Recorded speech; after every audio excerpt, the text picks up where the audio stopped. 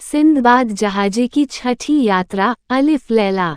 Sinbad ने हिंदबाद और अन्य लोगों से कहा कि आप लोग स्वयं ही सोच सकते हैं कि मुझ पर कैसी मुसीबतें पड़ी और साथ ही मुझे कितना धन प्राप्त हुआ। मुझे स्वयं इस पर आश्चर्य होता था। 1 वर्ष बाद मुझ पर फिर यात्रा का उन्माद चढ़ा। मेरे सगे संबंधियों ने मुझे बहुत रोका किंतु मैं न माना। आरंभ में मैंने बहुत सी यात्रा थल मार्ग से की और फारस के कई नगरों में जाकर व्यापार किया। फिर एक बंदरगाह पर एक जहाज पर बैठा और नई समुद्र यात्रा शुरू की। कप्तान की योजना तो लंबी यात्रा पर जाने की थी किंतु वह कुछ समय बाद रास्ता भूल गया। वह बराबर अपनी यात्रा पुस्तकों और नक्शों को देखा करता था ताकि उसे यह पता चले कि कहाँ है। एक दिन वो पुस्तक पढ़कर रोने चिल्लाने लगा। उसने पगड़ी फेंक दी और बाल नोचने लगा। हमने पूछा कि तुम्हें यह क्या हो गया है, तो उसने कुछ देर में बताया कि यहाँ एक समुद्री धारा हमें एक ओर लिए जाती है। वो हमें एक तट पर ऐसा पटकेगी कि हमारा जहाज टूट जाएगा और हम सब उसी तट पर मर जाएंगे। यह कहकर उसने जहाज के पाल उतरवा दिए। उससे कुछ न हुआ। धारा के वेग से उछलकर जहाज पहाड़ी से टकराया और शीशे की तरह बिखर गया। चून की तटी पर यह हुआ था, इसलिए हम लोग खाद्य सामग्री और अन्य सामान किनारे पर ले आए। कप्तान ने कहा, भाग्य पर किसी का वश नहीं है। अब हम सब लोग एक दूसरे के गले लगकर रो लें और अपनी अपनी कब्रें खोद लें क्योंकि यहाँ से कोई बचकर नहीं गया है। यह सुनकर हम लोग एक दूसरे के गले लगकर रोने लगे क्योंकि हमने देखा कि किनारे पर दूर दूर तक जहाज़ों के टुकड़े और मानव कंकाल बिखरे पड़े थे। मालूम होता था कि हजारों यात्री वहां आकर मर गए हैं। चारों ओर उनके व्यापार की वस्तुएं बिखरी पड़ी थीं। उस पहाड़ पर बिल्लौर और लाल की खदान थी। पास ही कई नदियां एक स्थान पर मिलकर एक गुफा के अंदर जाती थीं। उस पहाड़ से राल टपक कर समुद्र में गिरती थी और मछलियां उसे खाकर कुछ समय बाद उसे उगल देती थीं। वही अभ्रक बन जाती थी। उस अभ्रक के ढेर भी वहां थे। समुद्र में समुद्री धारा से बचना इसलिए असंभव था कि पहाड़ की ऊंचाई के कारण जहाज़ों को विपरीत दिशा में खींच ले जाने वाली तेज हवा रुक जाती थी। पहाड़ इतना ऊंचा था कि उस पर चढ़कर दूसरी ओर जा निकलना भी असंभव था। हम लोग अपने दुर्भाग्य पर रोते रहे और अपनी मृत्यु की प्रतीक्षा करते रहे। जहाज पर से लाया हुआ खाना हमने बराबर बांट लिया। हम में से जो भी मरता बाकी लोग कब्र खोदकर उसे दफन कर देते थे। मैं ही सबसे अधिक मुर्दे गाड़ा करता और उनका बचा हुआ भोजन ले लेता। इस प्रकार मेरे पास खाद्य सामग्री काफी हो गई। धीरे धीरे मेरे सभी साथी मर गए। अकेला रह जाने के कारण मैं और भी दुखी हुआ। मैंने भी अपनी कब्र खोद ली ताकि मरने का समय आए तो उसमें जा लेटूं। मैं रात दिन अपने को धिक्कारता था कि घर पर इतना सुख का जीवन छोड़कर यहाँ मंदगामी मौत मरने के लिए क्यों आया। किंतु पछताने से क्या होना था। भगवान की दया से एक रात अचानक एक विचार मेरे मन में आया। मैंने सोचा कि नदियां मिलकर एक बड़ी नदी के रूप में जब खो के अंदर बहती ही जाती हैं तो खो के बाद कहीं और निकलती भी होंगी। इसलिए मैंने सोचा कि किसी तरह इस नदी के सहारे ही किसी देश में जा निकलूं। किनारे पर बीसियों जहाज टूटे पड़े थे। मैंने तख्तों को जोड़ जाड़कर एक नाव बनाई।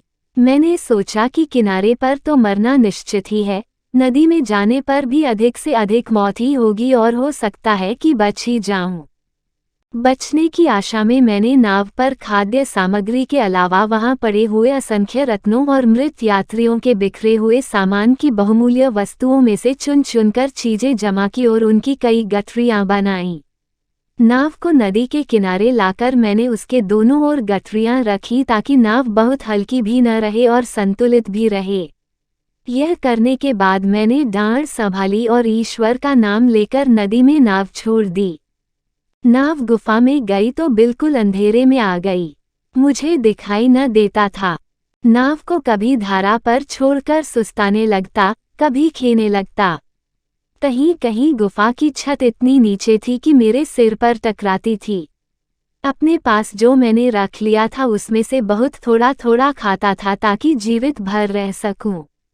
कुछ समय के बाद मुझ पर निद्रा का ऐसा प्रकोप हुआ कि मैं सो गया तो घंटों तक सोता रहा।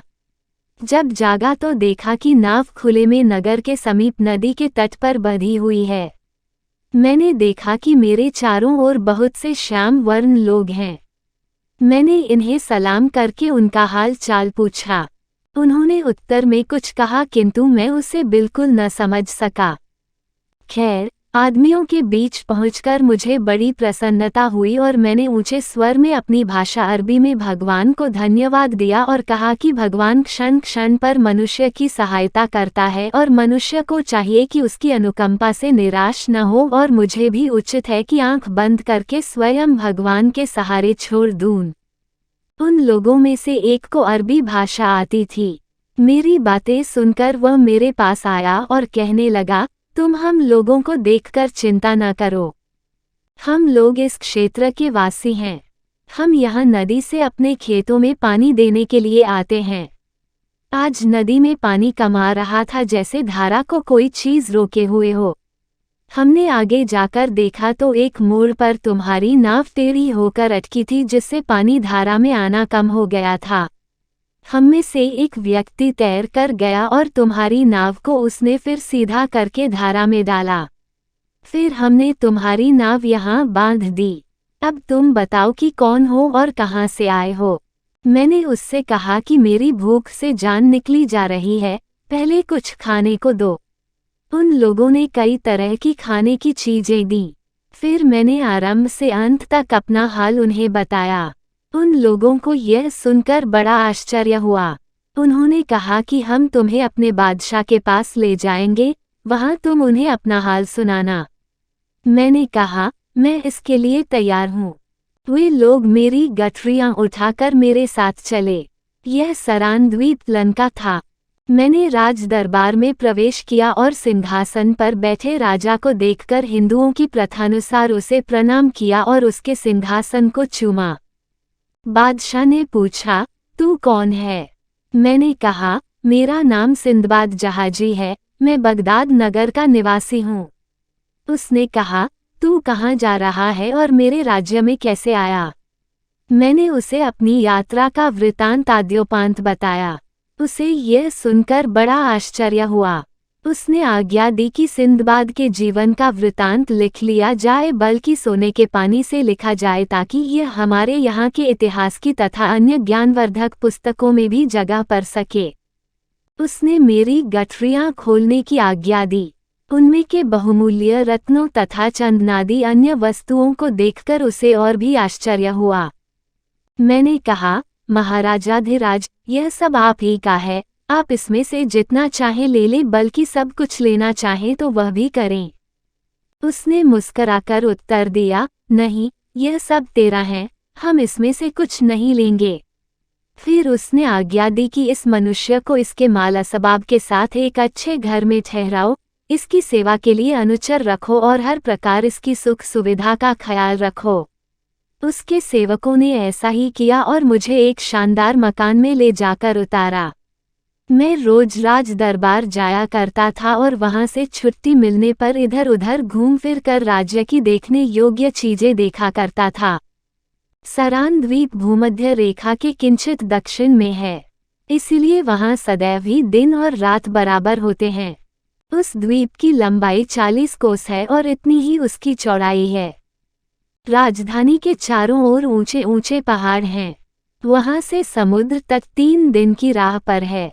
वहां लाल मणि तथा अन्य रत्नों की कई खानें हैं और वहां कोरंड नामी पत्थर भी पाया जाता है जिससे हीरों और अन्य रत्नों को काटते और तराशते हैं।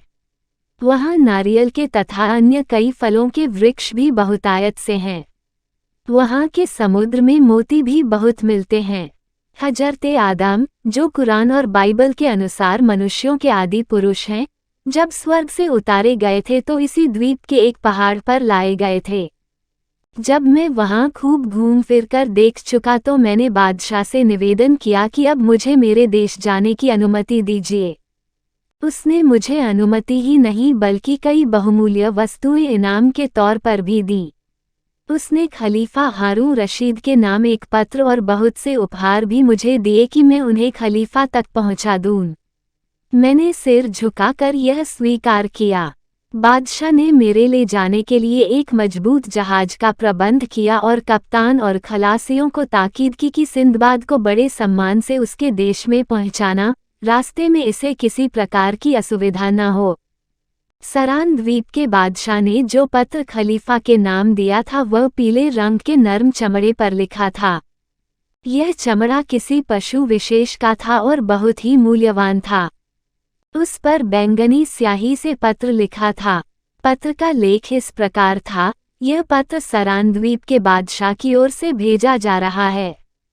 उस बादशाह की सवारी के आगे 1000 सजे सजाए हाथी चलते हैं।